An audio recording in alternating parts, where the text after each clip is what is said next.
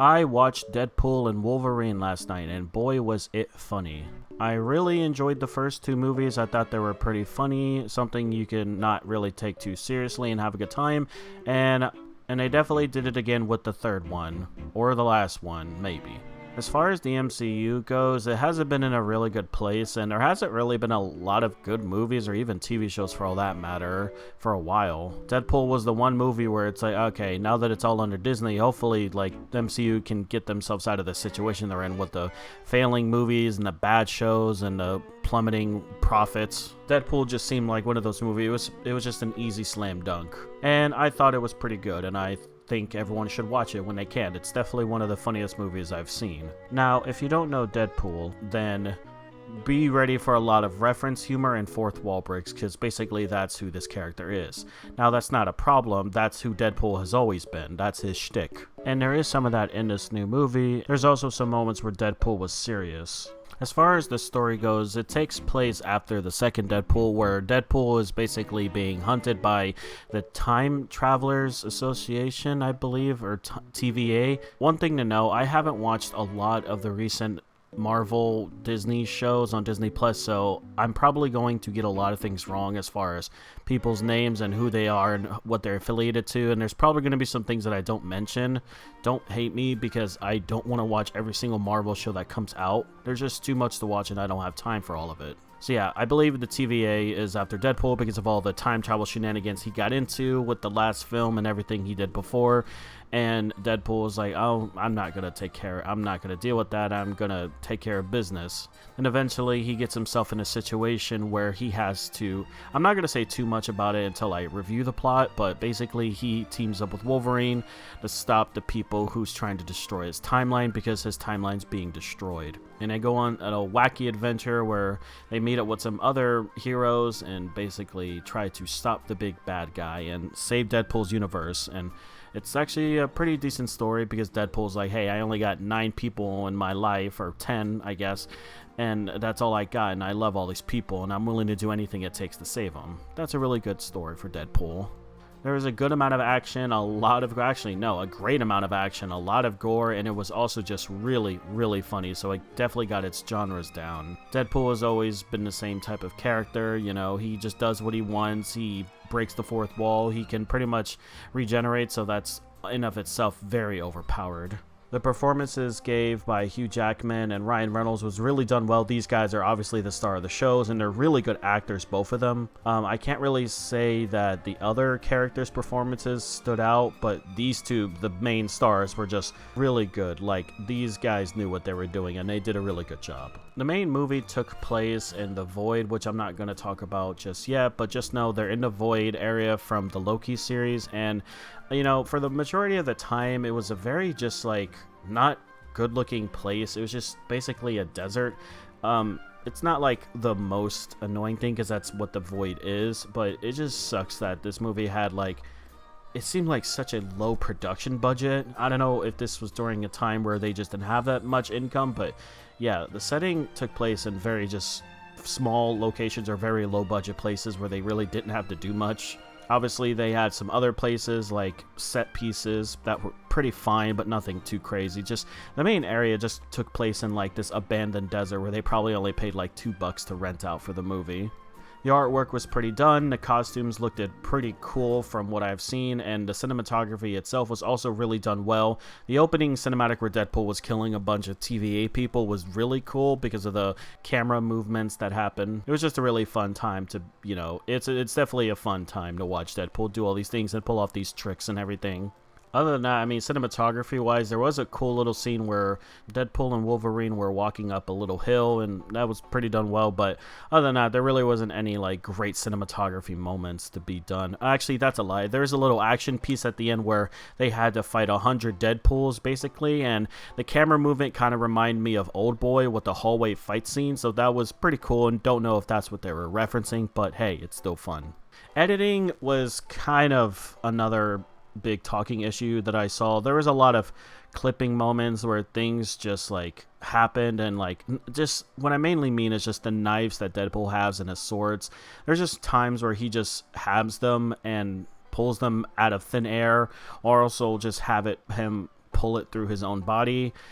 That still made it through the movie, so that's kind of embarrassing. There was a scene where a certain character got his skin ripped off, and that also didn't look pretty well at all. Like, it just looked really bad, kind of cheap, and I don't know what it is with Disney and like cheaping out on these certain scenes. I don't know if anyone also even noticed this, but like the main villain, when she got her hands on the generator, without saying too much, there was like these tentacles that kind of like came out of the machine. I don't want to say that looked at like it was AI generated, but it definitely looked at very, very weird. There were some other moments where the art scenes and, you know, the animation editing was pretty good, but there was just some other scenes where it just didn't look good at all.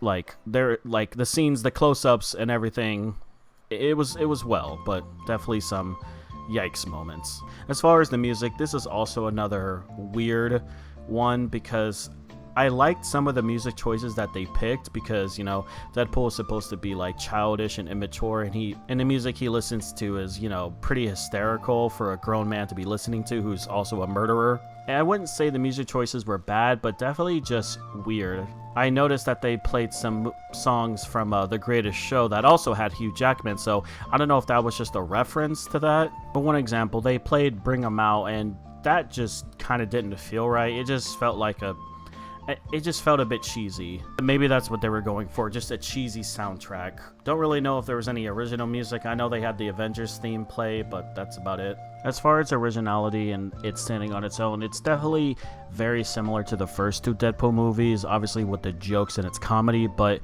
the way it structured everything was also very different because now they're affiliated with Disney, so they can say a lot more things, and that's where I'm going to get into next. So, spoilers, by the way. So, the plot specifically itself was kind of weird. I understand that like Disney tried a lot with this whole multiverse and time travel thing for a good amount of time, and it's definitely not been the best idea to keep doing that with all of its other franchises. It should have just stayed within Spider-Man and Endgame. But then Loki introduces it, and now it's just part of the MCU now. Like, time travel in different universes is just now a normal thing for the MCU because of the way things were structured and properties were owned. So in the beginning of the movie, Deadpool is told by this one guy, I think his name is Paradox or something, I don't really remember because he's very forgettable, but he's pretty much told like, hey, you can be part of the main timeline, the sacred timeline 616, and it also turned out that Deadpool visited that timeline to apply to be an Avenger but was denied.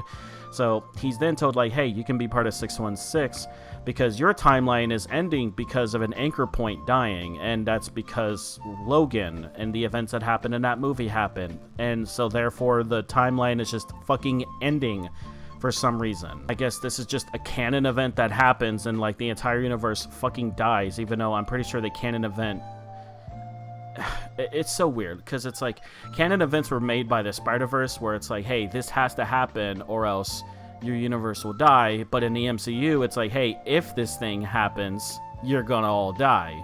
Technically speaking, they're the same thing, but it's like one is like trying to cause something and the other is caused by an action.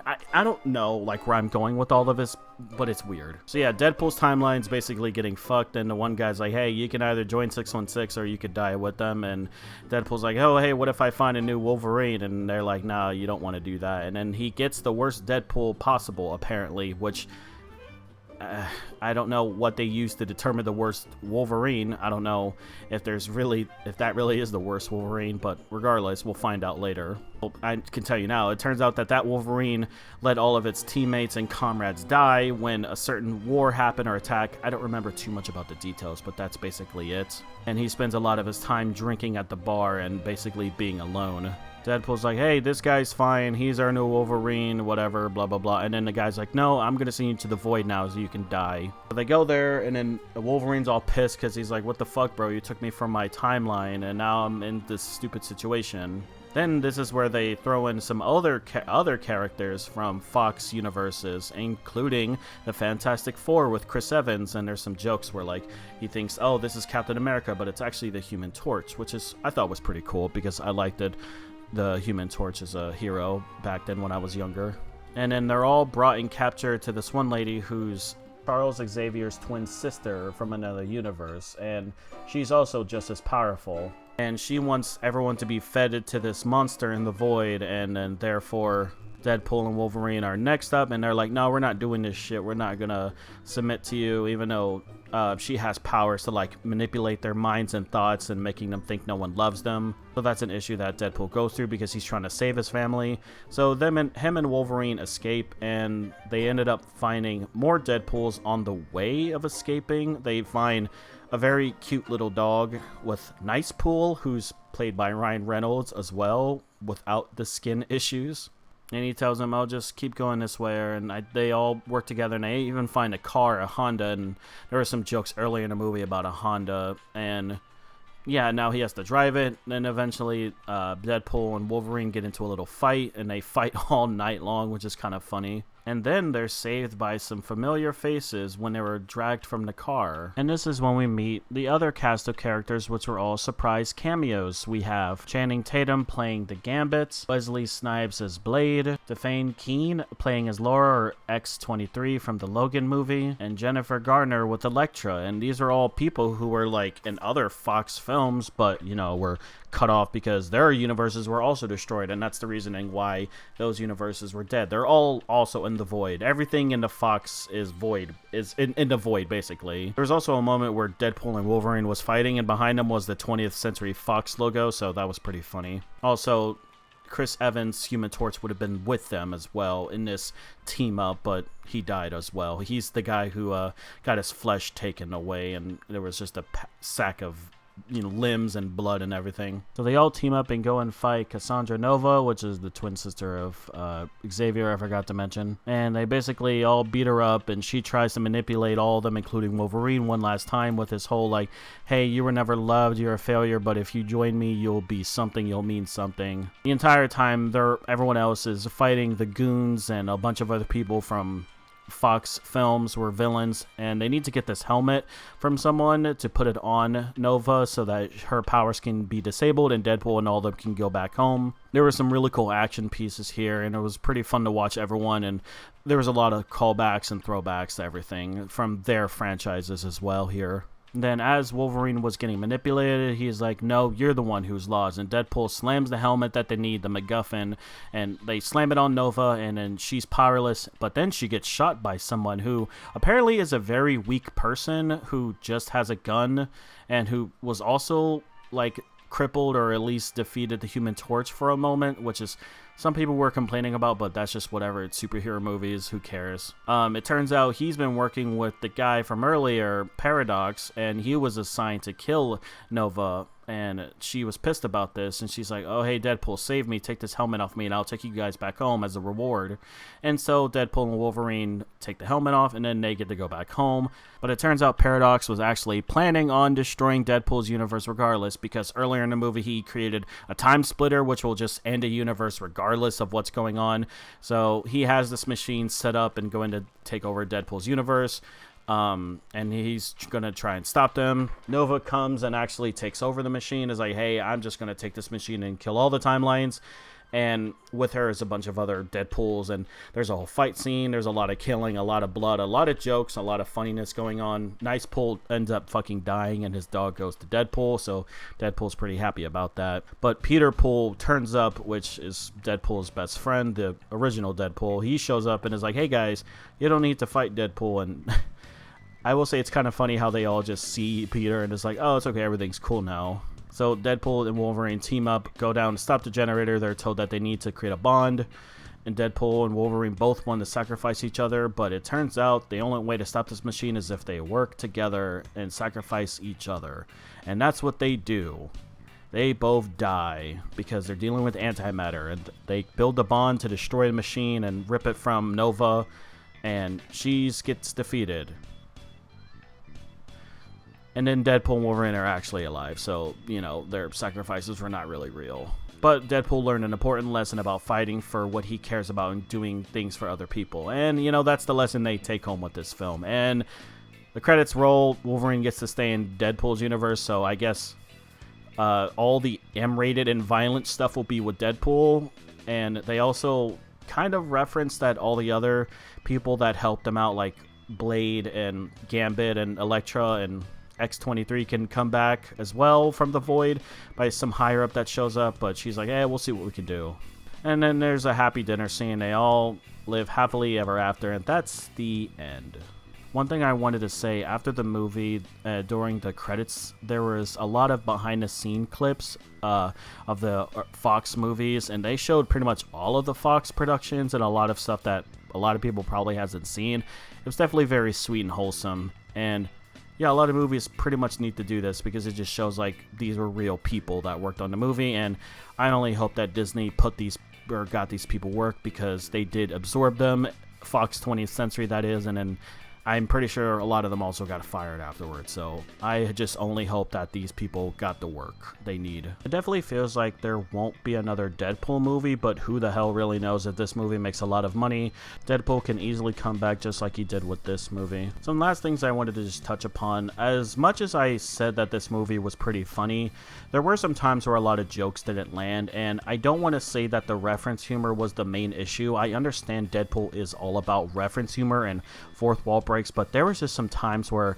it was definitely not funny and kind of just like, all right, you're kind of overdoing it with this bit. Can you kind of move on to another thing? It's kind of like it was so funny when something was said subtly, and then like it definitely got less funny the more it dragged on. Like the whole like Marvel Cinematic Universe joke, that kind of got dragged on a little bit too much. A lot of other times where it's like he'll joke about something happening or that's going to happen, and it's like, hey, like we know, like I'm sure it's going to be cool, but you didn't have to joke about that. So there was just a lot of times where the jokes didn't really land personally, but it doesn't really take away overall from the film. It was still very funny. I would probably say this is maybe the best Deadpool, but I don't really know because I haven't seen the first two in such a while, but I do remember liking the second one a lot as well. As far as Marvel goes, this is definitely a really good movie to watch. So if you really like Marvel and you really like Deadpool, you will definitely like this movie.